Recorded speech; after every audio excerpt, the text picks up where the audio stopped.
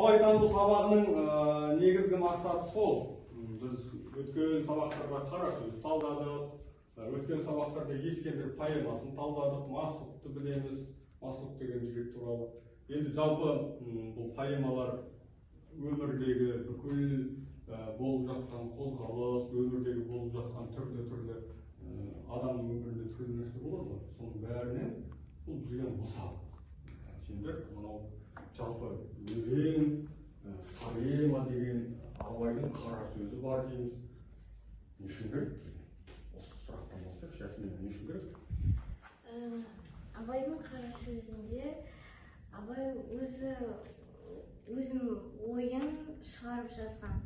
Ол жерде өмір туралы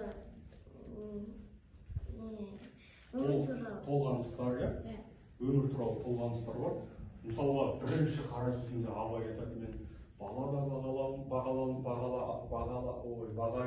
алмаймын, мал да баға алмаймын, ел де баға алмаймын дейді.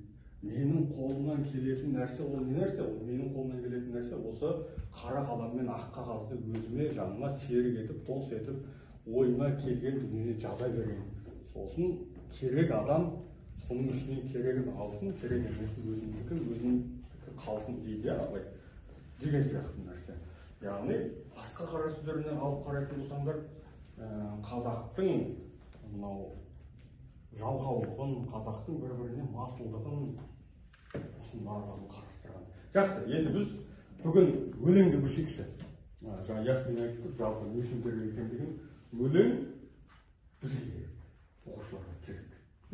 Жақсы. Мен енді осы жерде абайдың өлеңдерінен бұрын абайға өлең арнаған мирасты тыңдағым келіп тұр.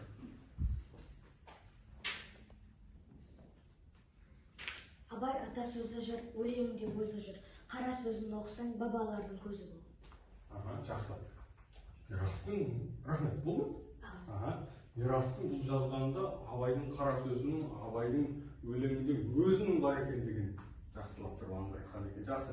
Енді біз абай десе, ең алдымен бірінші сыныпта, екінші сыныпта, тіпті балабақша уақытында жүрген кезде жаттаған өлеңдеріміз еске түседі. Қандай өлеңдер? Төрт мезгілге байланысты. Күз, қыс, жаз, жазғы тұры деген сияқты жазғы.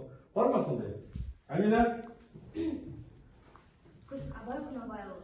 Сұр бұлт түсі суық қаптайды аспан. Күз болып дымқыл тұман жерді басқан. Білмеймін тойғаныма, тоңғаныма. Жыл қойына бие қашқан тай жарысқан. Жасыл шөп бәйшешек жоқ бұрынғындай.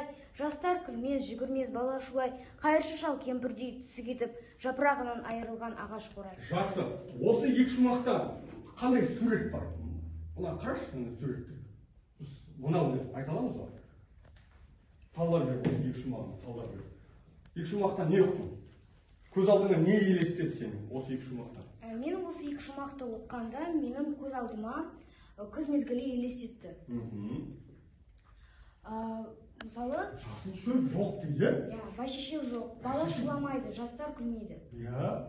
Яғни бұл күздің адамның көңіл күйіне әсер еткені ғой, солай ма?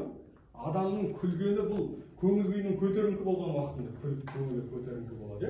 Яғни күз маусымы бұл адам үшін еңбектің маусымы. Дұрыс па? Қысқа дайындық осы уақытта. Күрделі дайындық болып жатады. Жақсы. Бұл күз, қыс бар ма? Күзден кейін. Жұлдыз? Ақ киімді. Айта бер. Ақ киімді денелі, ақсақалды, соқыр мақал танымас тірі жарды. Үсті басы ақ қырау, түсі суық. Басқа жері сықырлап келіп қалды. Бұл жерде мен көзіме елестеткен қыс мезгілі. Қар жауып, күн суық болып кетті. Айналам барлығы аппақ қар. Аппақ бол, терезенің барлығына қырау қатып, аяз сурет салатын уақыт бар еді ғой. Ақ киімді денелі ақсақалды болған ғой. Аяз ғой, рас. Әдемі сурет. Жақсы бәрекелді. Жазғы тұрып ал ма? Жүрек. Жазғы тұры қалмайды қыстың сызы, масаттай құлпырар жердің жүзі. Жан-жануар адамзат анталаса, ата-анадай елшірер күннің көзі. Жақсы. Жаңа күзді оқыған кезде адамның түнеріп, ешкімге қарай алмайтындай, бұрынғыдай жасыл бәйшешек жоқ екендігін түсіндік. Одан кейін қылышын сүйретіп қыс келді деді, иә? Қысты қандай екендігін суреттеп шықты. Енді жаз бұл адамның көзі сияқты, күннің көзі де күледі деген сияқты айтады. Жақсы, талдай ғой. Менің ойымша осы бір шумақта мен елестететін суретім ол жаз. Жасыл шөп, қар, мына жақта айтып жатыр, қыстың сызы қалмады, сол қар да жоқ, жасыл шөп, гүлдер. Жақсы. Жасыл шөп, гүлдер, біз өзімізді жазы келген кезде қатты қуанамыз ғой, қалың киімнен құтылғанымызға қатты қуанамыз. Бұл бірінші кезектегі нәрсе. Одан кейін тоңбаймыз, одан кейін көңіл күйіміз тоқ болады, иә? Жақсы, рахмет. Біз абай деген кезде осылай 4 мезгілді бірден көз алдымызға елестетеміз. Бұл біздің өйткені бала кезден жаттаған өлеңдеріміз санамызда сақталған. Бұдан бөлек қандай өлеңдерін білеміз? Мен Нұрасыл тыңдағым отыр. Нұрасыл. Қай өлең? Қалың елім қазағым. Қалың елім қазағым. Қара сөзінде қазақ туралы көп жазған, иә? Қазақтардың жаңа айтып өттік. Айтамын. Қалың елім қазағым, қайран жұртым, ұстарсыз аузынан түсті мұртым, жақсы менен жаманды айырмадың, бір қан бір май боп, енді екі мұртым. Жақсы, қараш, жақсы менен жаманды айырмадың дейді. Жақсы мен жаманды айыру үшін не керек? Ақыл керек. Сана керек. Басқа? Не керек? Білім керек. Жақсы мен жаманды айыру үшін көз керек. Қандай көз? Мынау көз ба? Қандай көз керек? Көңіл көзі.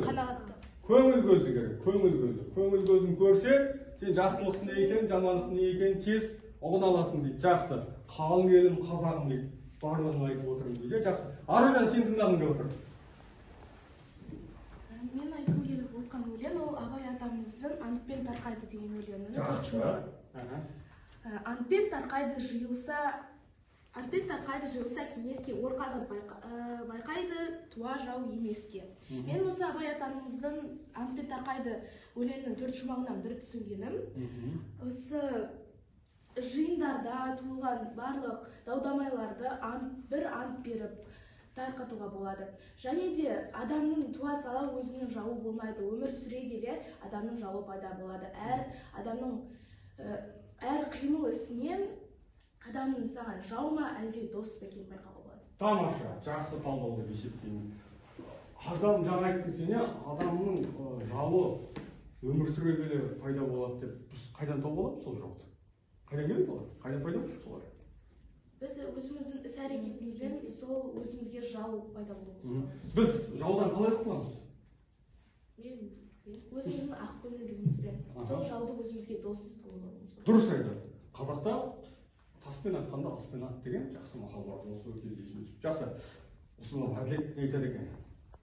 Әділет. Қай өлеңін оқисың? Өлең сөздің патшасы, сөз сарасы, қиыннан қиыстырар ер данасы. Тілге жеңіл жүрекке жылы тиіп тептегі жұмыр келсін айналысы. Әділет, саған бір сұрақ қойғым келіп тұр. Өлең жазып, Абай атаң мынандай кітап қойып саған қалдырды. Осы өлең саған не береді? Қандай көмегі береді өлең саған? Сен өлең, мұғалімдер өлең жатта дейді сендерге. Не үшін сол? Не үшін? Сұрақ. Нені білу үшін? Абайды тану үшін. Абайды не үшін танимыз? Өмірде ол кісі бізге бағдаршам сияқты, иә?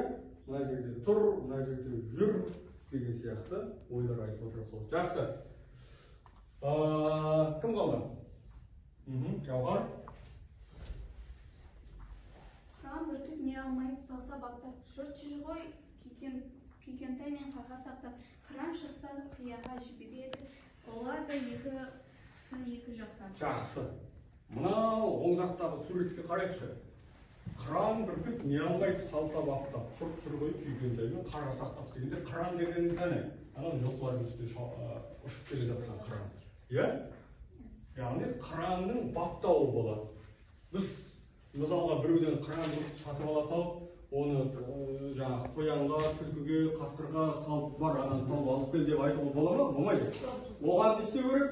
Бап керек, дайындық керек. Дұрыс айтады. Жемін бересің, суын бересің, оның етін бересің, үйретесің, ұшырып үйретесің, қондырып үйретесің.